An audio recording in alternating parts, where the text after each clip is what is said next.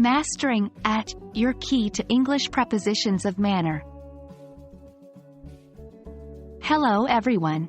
Welcome back to our English language learning series. Today, we're focusing on a fascinating aspect of English grammar, the preposition at. We will be learning about its use to indicate a specific manner or rate.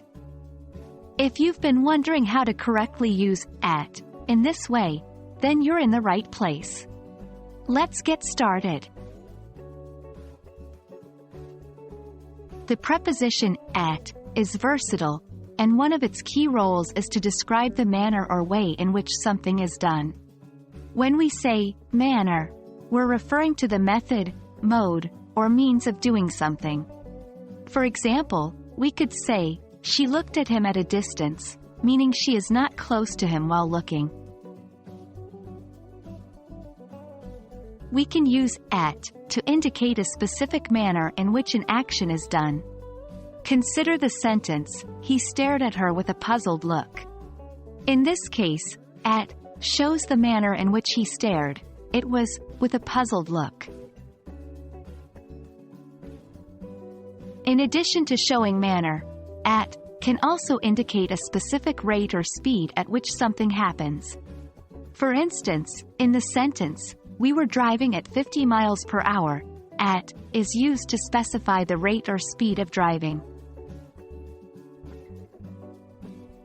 There are several common phrases in English where at is used to indicate manner or rate. Here are a few examples. Working at a slow pace, rate. Looking at him in disbelief, manner. Running at full speed, rate. Staring at her in amazement, manner. Remember, understanding these common phrases can greatly enhance your understanding and use of at as a preposition of manner or rate.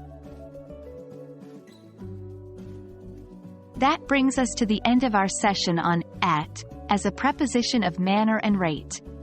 As you can see, at plays a crucial role in helping us express specific manners or rates at which actions occur.